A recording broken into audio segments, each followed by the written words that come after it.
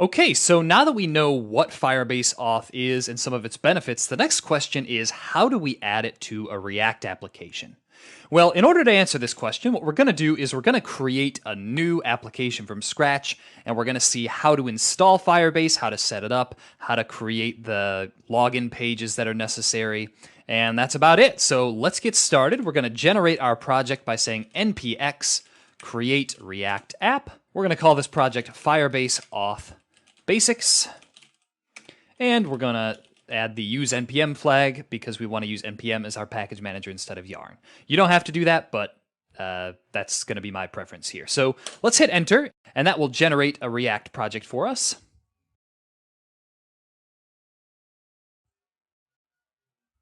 And once that project's been created, the next thing that we're going to do is open it up in our IDE.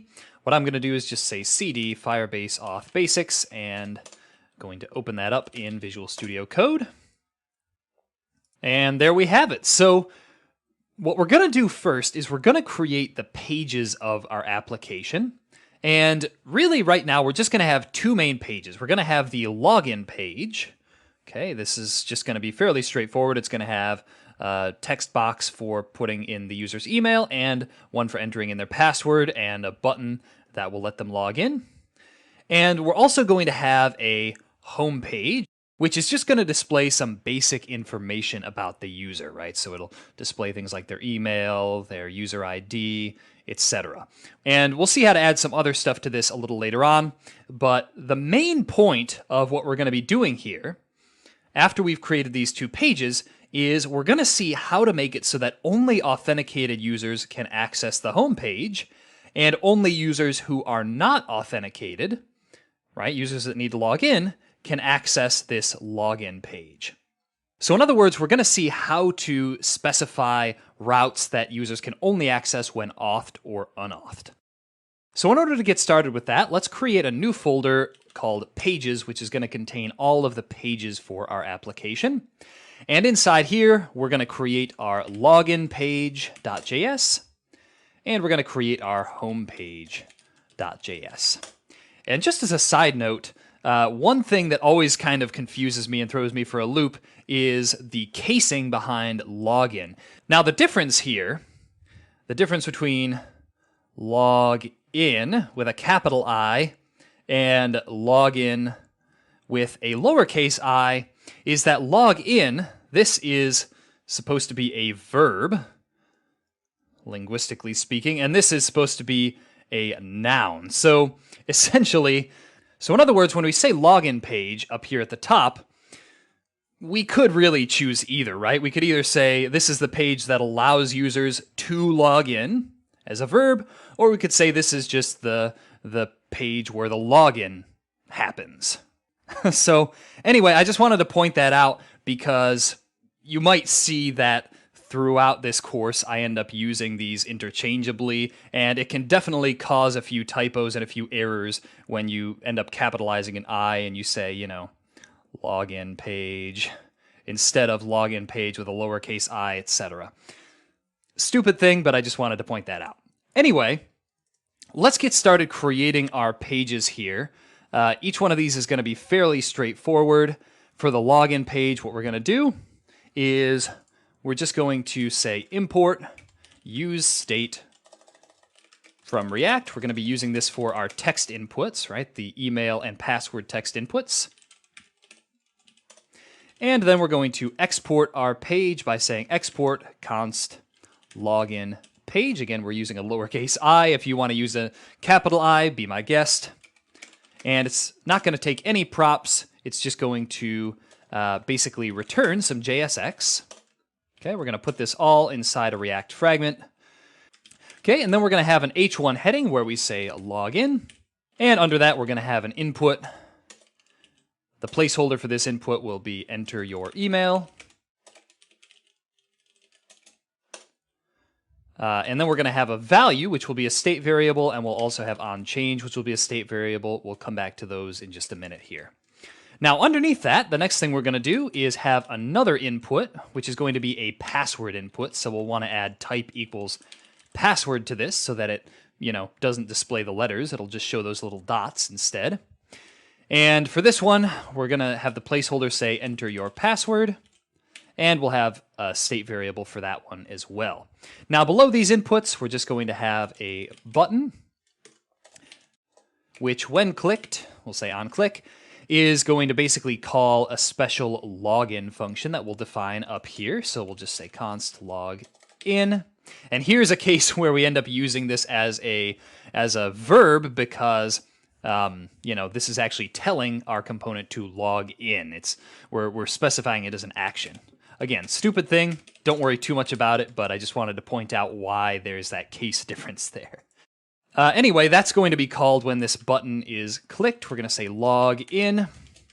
And for this button, we'll also say log in with a capital I, because again, the text of buttons is usually a verb, and log in, 2 words, is the verb form of this. So anyway, that's our login button and the rest of our elements for our login page. So let's actually create the state variables for our email and password inputs. We're going to say const email and set email equals use state. You know the drill here, empty string. And for password, we're going to say const password set password equals use state, empty string. And then down here, we're going to say value email on change e. We're going to do set email e.target.value.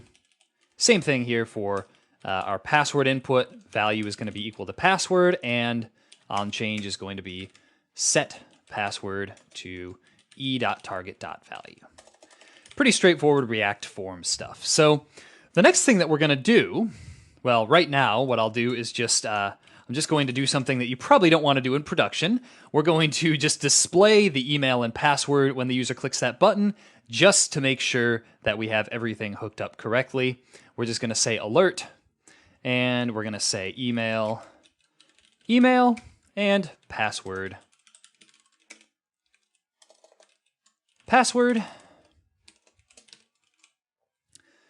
And that should happen again when we click on this login button here. So that's going to be our login page, and we'll test that in just a minute when we add routes. But first, let's add a home page.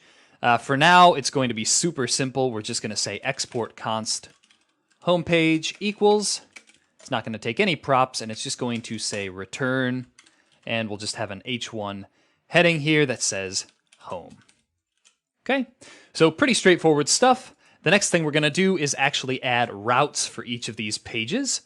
And we're not going to do the thing yet where we actually prevent a user from going to a route if they're authenticated or not authenticated, but we will get to that very shortly. So first, we're going to need to install the React Router DOM package. We've looked at this earlier. If you're not familiar with it, I recommend going back and taking a look at it. So first of all, we're going to say npm install React Router DOM and hit enter. And that will install that package for us. So now all we have to do is we're just going to open up app.js and add routes for both our login and home pages. What that's going to look like, we're just going to remove all of the basic boilerplate that they gave us when we generated our project. I'm just going to adjust the indentation here. There we go. And I'm going to delete the logo and app CSS. And what we're going to do is just import the browser router as router. We're going to import the switch component, and we're going to import the route component from React Router DOM. And we're going to use those components to display both of our pages at their corresponding routes. So what this is going to look like, we're just going to wrap everything inside a browser router here, or router rather, since we renamed it up in the imports. We're going to wrap everything in a switch to make sure that only one of our routes displays at a time, and that our routes re-render correctly when the route changes. That's something we'll talk about later on. And finally, we're going to display a route for each of these. We're going to say route. For our home page, the path is going to just be a regular slash, and we're going to have to say exact there to make sure that it only shows up when it's exactly that route. And under that, we're going to display our home page, which was just automatically imported for me. And next up, we're going to define a route for our login page. This one's going to look pretty simple. We're just going to say path equals /login We don't have to say exact there. And we're just going to display the login page inside of there, which again was automatically imported. Okay, and just to make sure that everything works, let's run our application now. We're going to say npm run start and hit enter. And that should run our application for us. Okay, so what we're going to see is that the home page shows up at localhost 3000. And if we go to localhost 3000/login, we'll see our beautiful little login page, which doesn't really have any styling or anything, but nevertheless, it'll work for our purposes. And also note that you probably won't see these little things here. That's just from my password manager, so just ignore those for now. So anyway, let's just enter in something for our email. I'm just going to say sean@gmail.com. And for password, I'm just going to enter in something simple. And if we click login now, we should see that we have both our email and our password that are being correctly picked up on by our login page. So those are the two pages for our application. I hope this has been informative for you, and I'd like to thank you for viewing.